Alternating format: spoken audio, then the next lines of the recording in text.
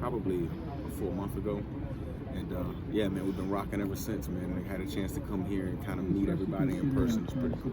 Yeah, so I remember when you came into class and you talked about wanting to do games.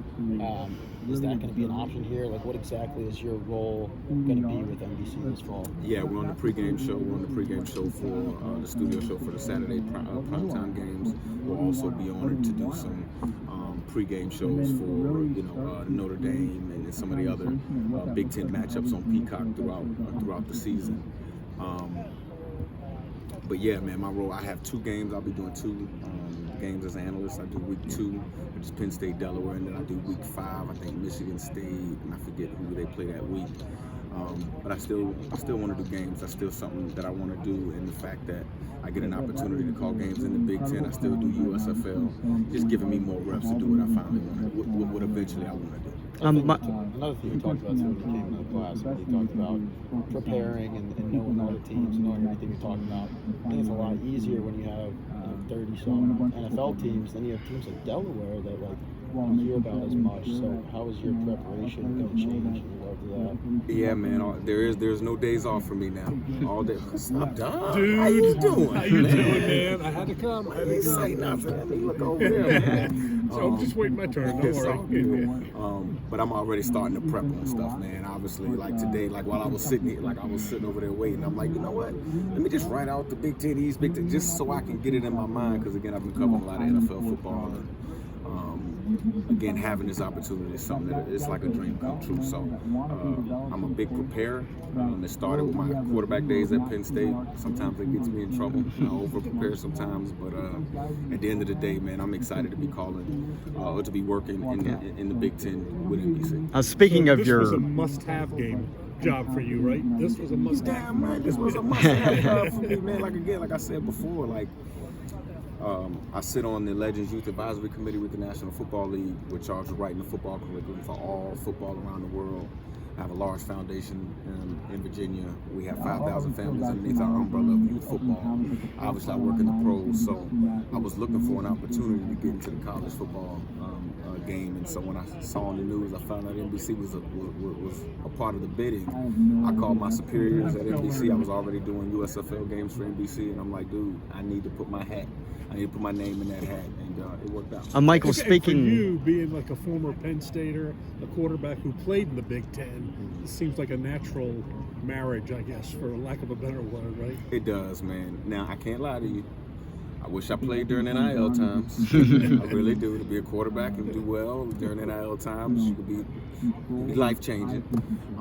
And then obviously the style of offenses in the National Football League. So for me, that's partly why I wanted this gig too. Not just to come back to the Big Ten and all of that, but just the innovation of college football, man. And being the fact that I work in the National Football League too, I can see the offenses. I can see this play that Ohio State ran in week 2 show up week 11 for the Rams. I can see, and it's pretty cool to see it. And I talk to a lot of football players, a lot of athletes on a weekly basis, man. And so just being able to give them perspective based off of the job that I do is very gratifying. Michael, speaking, Penn State is the first game on Big Ten Saturday night too, right? That's going to make you smile, right? It's going to be. Of course it did, and then we're doing the pregame show. We get to put her, kick it on up to the booth with my guy Todd Blackledge, man, another guy who I've known since I was being recruited. He was always that figurehead in the Penn State quarterback room that we all were chasing. And so being able to work alongside him, being able to work alongside some great people, man, it's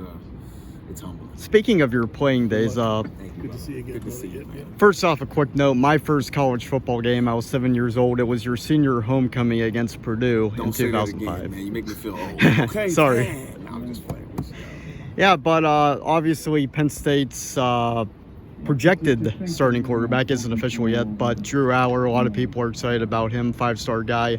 Obviously, most of what people have seen from him is from before he was at Penn State. He got limited reps last year as Sean's backup, but what have you seen from him just from a technical standpoint, and also what are some things you think he's going to experience as Penn State's starting quarterback? Is that something you obviously know well? So yeah, man, backup quarterback is always the most popular one. I've told Drew that though, man, so he understands exactly what he's getting into. To be quarterback at Penn State is special. It's something a little bit different.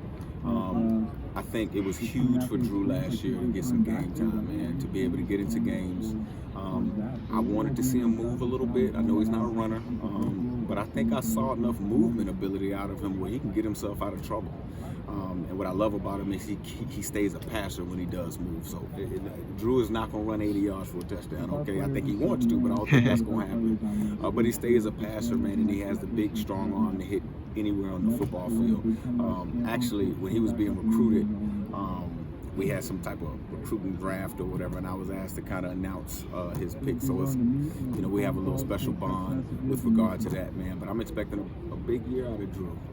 Offensive line is solid. Defense is returning a lot of starters. We're solid.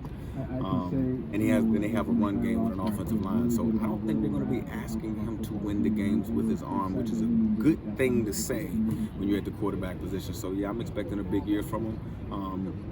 Long as he can not turn the football over, I think we'll be fine. How many conversations have you two had, and what have been your takeaways from him character-wise from those talks that you've had with him? Oh man, it ain't been much. These days, man, these college athletes, their entire days from the time they wake up to the time they go to sleep is kind of put on a schedule. So it's tough to get around them. But just some of the times I have come in contact with him, the kid is a sponge.